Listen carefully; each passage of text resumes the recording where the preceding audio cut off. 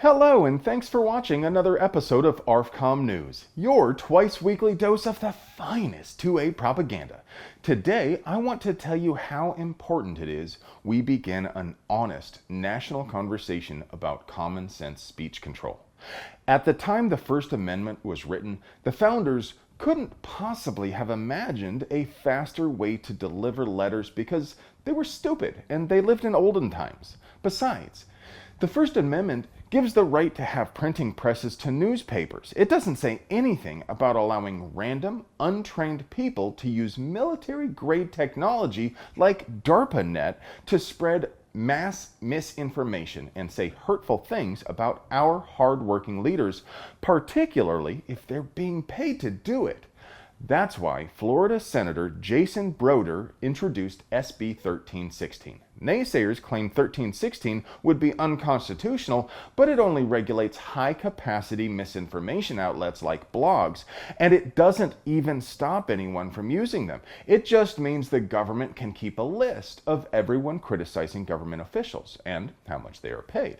Of course, the law also makes a quite reasonable exception for all official, actual newspapers. Now, I'm sure most of you get the point here. Yes, this bill is indeed grossly unconstitutional. No, it doesn't have a snowball's chance of getting out of committee. This is simply a protest. It serves only as an example of how deeply flawed all the arguments supporting gun control really are.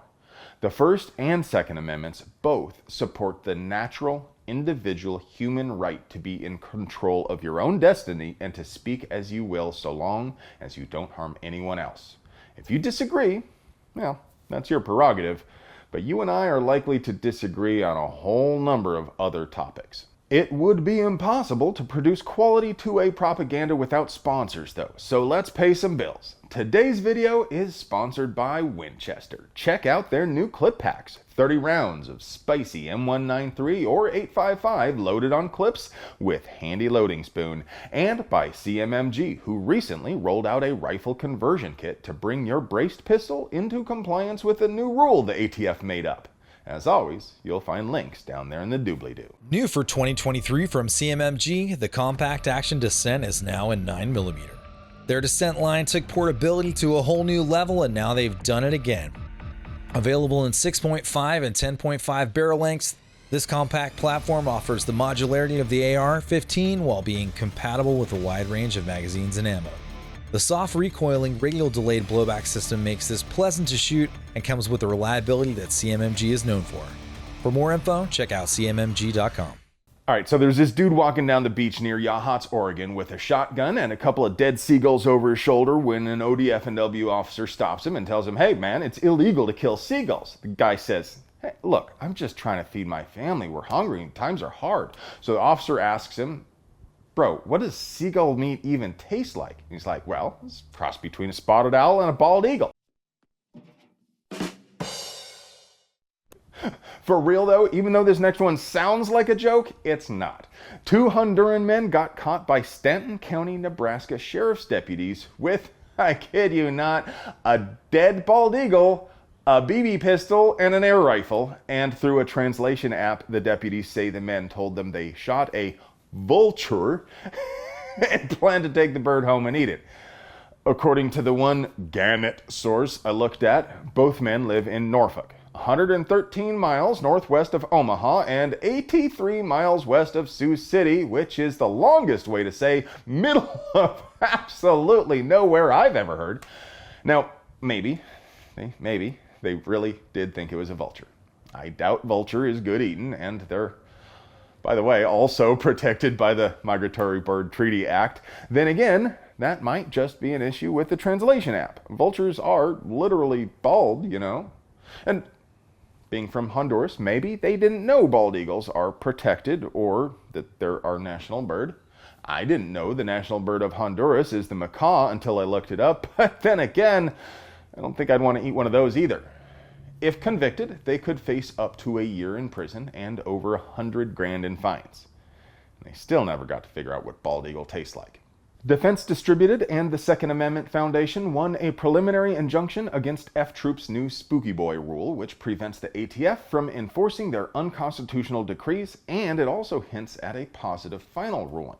SAF's executive director, Adam Kraut, said, Judge O'Connor agrees that ATF's final rule expanded the agency's authority over parts that may be readily converted into frames or receivers, which surpasses the authority granted by Congress. Cody Wilson, founder of Defense Distributed, said this is not just a blow to the ATF, who pushed a new definition of firearm at their peril. It is also a defeat for Giffords, who were the agents of this illegal attempt to expand the Gun Control Act through the APA process. Their lobbying and regulatory laundry has now spectacularly backfired, and I'm going to personally send them a card and a fruit basket. Based. Nebraska, South Carolina, and Florida are all poised to pass permitless carry this year, but some gun rights groups are grumbling that open carry would still be unlawful in Florida, even if they pass the permitless carry bill. The same anti-gun Republicans who have been stalling permitless carry for the last couple years tried to gaslight us by claiming, oh, we could only amend the bills to include open carry if the governor were to support it. So, the GOA's Florida director, Luis Valdez, asked Governor DeSantis if he would indeed support adding open carry, and the governor's answer was unequivocal.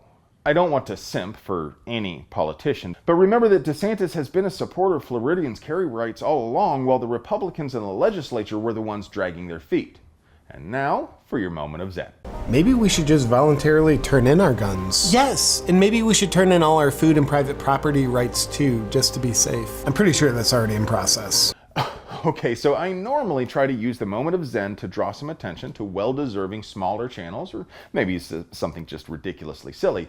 But JP Sears, also known as Super Spiritual Life, is the undisputed champion of deadpan sarcasm, and last week Jeff Gonzalez had him on his podcast, The Bulletproof Workshop. So check that out too if you haven't, finished what it is you're doing.